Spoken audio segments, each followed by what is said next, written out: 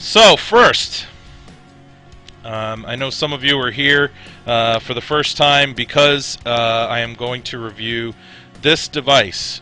So this is the iHybrid. This particular one is the iHybrid limited edition Hellraiser.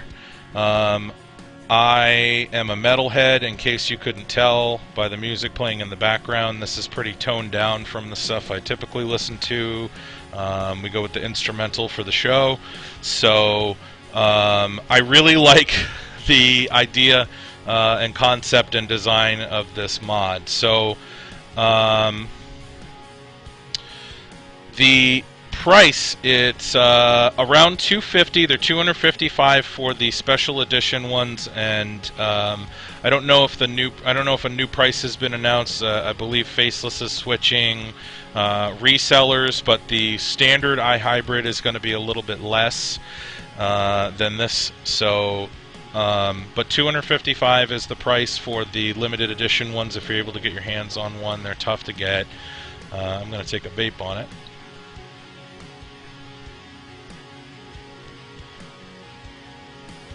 So for those who are not familiar with the with what Faceless does, he has his standard iHybrids, which are no longer going to be made in aluminum. He's going to be doing them in different materials moving forward.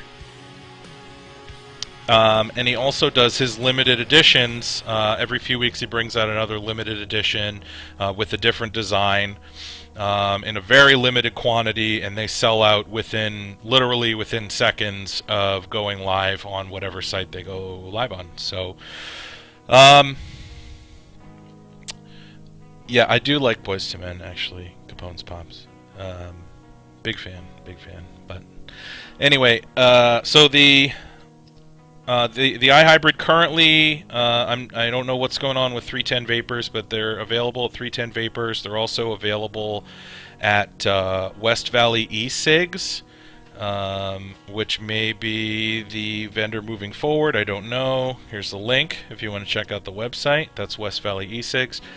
There's also the synthesis that iHybrid makes, which you guys should be familiar with if you've been watching my show. I did a review of that a few weeks ago.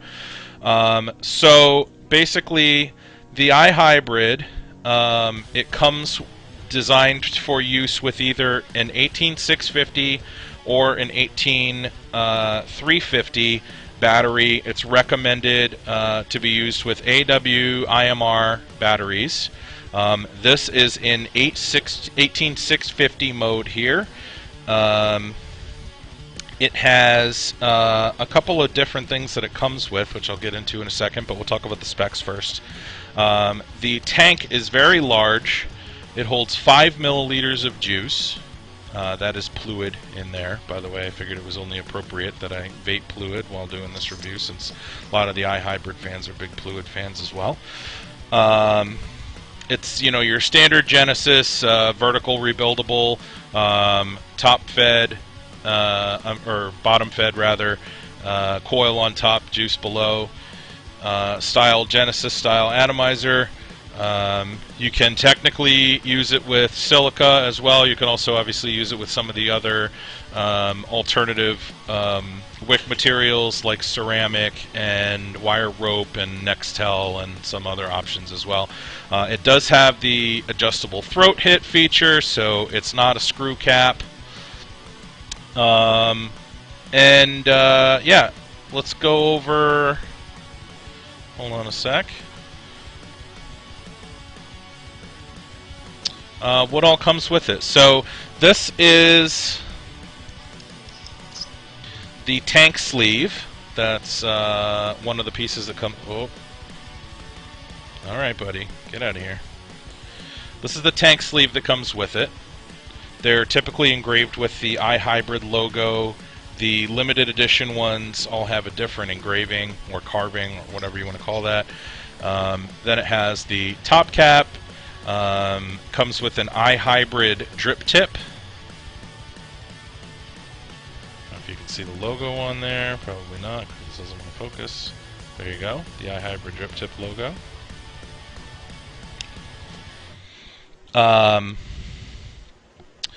The Um, Bottom tube 18650. This is the new version of the switch, which I'll talk about in a little bit.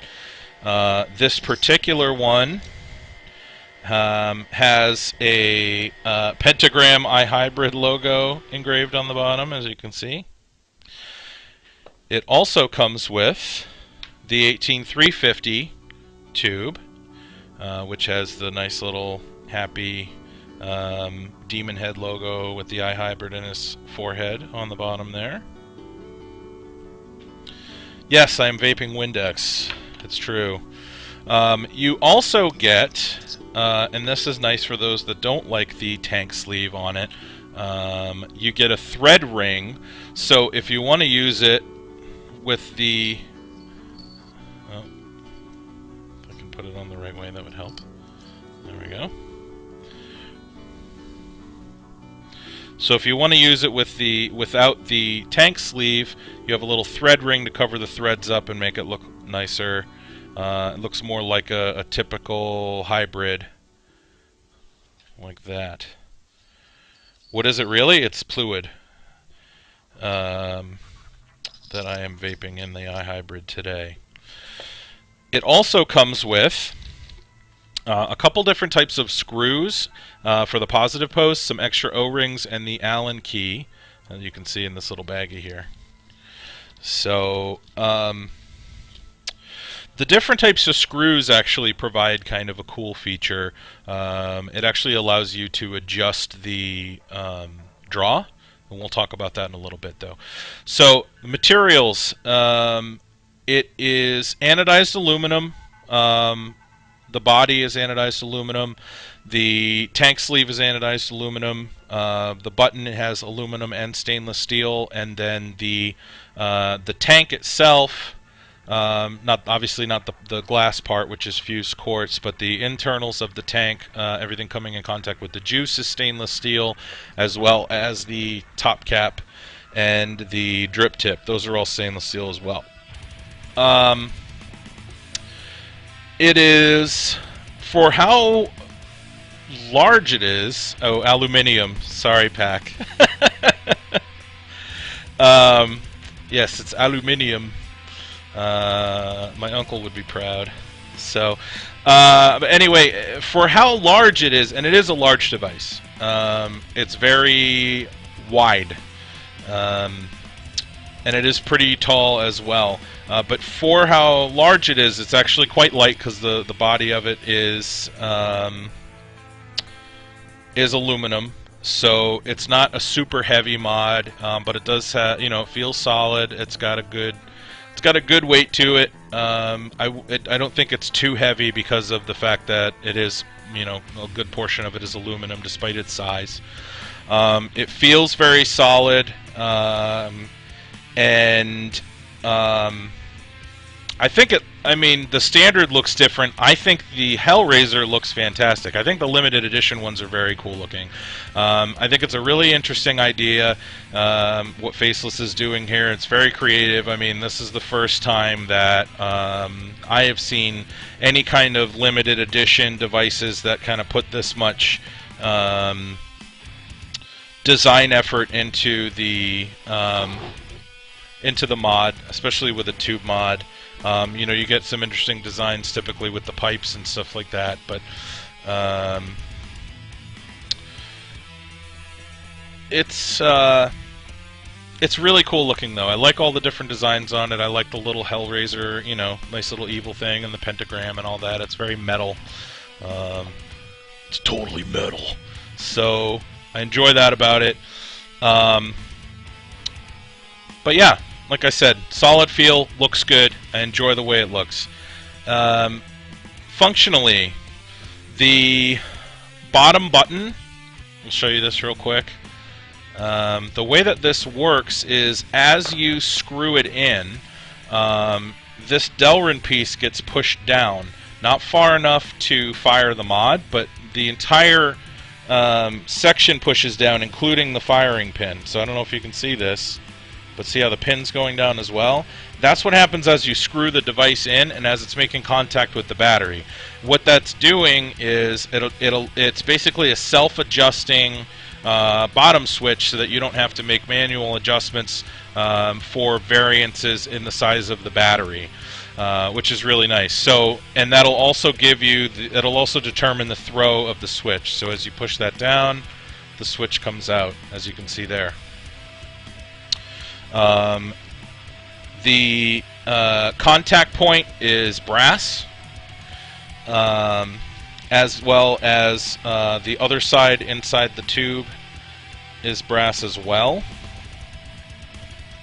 And let's show you what it looks like under the top cap. So, like I said, the top cap is not a screw-on, and it's on there very firm. You can shake that pretty well, and it's not going to come off. It's not as firm as some other devices that I've used, but I haven't had issues with it popping off, especially because of the fact that it has a tank sleeve as well. It has a 1.5 millimeter air hole, which is a little airy typically for me, but one of the nice things is you do have the tight draw screw, which, while the hole is still going to be 1.5 millimeters, it changes the draw to more like a 1.2, 1.3 millimeter air hole draw on other devices by replacing that screw. Pretty simple under the hood. It's just got the one negative, one wick hole, one fill hole, and let me see if I can get this to focus for you. There you go. So fill hole, got the wick hole, positive post, and pretty straightforward. The wicking on it is good. I did see somebody ask that earlier. I'm sorry I didn't answer right away, just because I knew I was going to get to that. So it does wick well. It definitely does not need, you don't really need to play around with trying out different types of wicks on it to get it to wick well like you have to do with some other devices. It's got a large wick hole. I believe it's a 3 millimeter. It might even be a 3.5 millimeter wick hole on it, so you can make a large wick. I haven't had issues with it wicking, and I've gone down pretty low on the ohms with this device.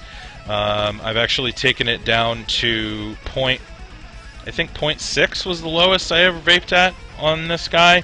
That is not typically how low I go for everyday vaping. It was just kind of for testing purposes, and it did wick well. I did have to do a pretty heavy tilt to get it to wick when I was vaping it at that low in ohm and high wattage, but it was still able to keep up, so I'm going to take a vape on it actually.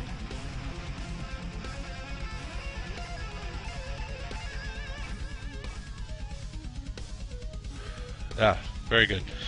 And it vapes really well. One of the things that I noticed about this device is it hits really hard. I'm assuming it's a combination of the materials used, the design of the switch, and the design of the contact points, but the conductivity of it is fantastic. You can see in there it's also got a brass screw inside there. Brass contacts always going to be a good idea. Gold-plated contacts, silver contacts, copper contacts, all good contact material. Aluminum actually works too, works well. You're going to typically get some voltage drop with stainless steel contact points, though. Not always, but like I said, this hits really, really hard. When I set up the same coil on other hybrids, it does not fire as hot, and the coil doesn't get hot as quickly as it does on this device. I still haven't measured it under load, but I do know that there's very, very little voltage drop on this. So, what else? It vapes well. It's, like I said, it's a little airier than I typically like. I've actually been finding myself enjoying a tighter and tighter draw as I've become more and more experienced and used more and more devices. But with that tight draw screw on there, It does. It does get it almost as tight a draw as I like personally. But now, bear in mind, this is a personal preference thing. It's nothing wrong with the device. So if you want something with a really tight draw, this might not be the device for you, and that's fine. But, hold on.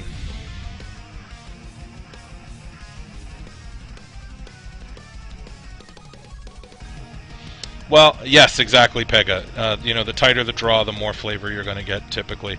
I will say this though. Now, and part of it's because I'm using Fluid in this particular device, and it's got an extremely strong flavor to begin with. But I do get good flavor from the iHybrid, even though it has a very large top cap and it has a pretty airy draw. So, and I think it's because of just because of how hard it hits. So if I set up a 0.9 ohm coil on another hybrid that's got a smaller cap and a tighter draw, I might even get the same flavor as I do with a 0.9 ohm on this one, because it does hit so hard. And the vapor production on it is very good. Obviously, the airier draw is going to make it give it more vapor production as well. But yeah, it's good. It's a very good device. I know it's been out for a long time, and this review's kind of been a long time coming. I just have had, so much other stuff that I've had. I've been trying to work in the reviews, kind of in the order that I get stuff, and it's tough to do sometimes. But anyway, in summary, it's a very good hybrid. They're tough to get. Especially the limited edition ones. They really are very, very limited quantity, but if you can get your hands on one, I think it's worth it. They're priced about the same price point as most of the higher end mods that you're seeing in the US. It's more expensive than some of the nice stuff you see coming out of Europe. It's also less expensive than some of the other stuff that you see coming out of Europe. So, I mean, it's right in the middle price-wise of the hybrids if you can get one for retail. I think it's worth it. If you want something that's compact, this is not going to be the device for you. Even with the 18350, it's still pretty bulky. But if you're looking for something that's going to be real solid build quality, heavier, nice-looking device, good quality vape, hits hard, good vapor production, definitely recommend this device overall, or all around. So there you have it. That's the iHybrid. This specifically being the Hellraiser version. And this, like I said, does have the new switch. I'm not going to talk about the old switch. The old switch is the old switch. So there you go. iHybrid.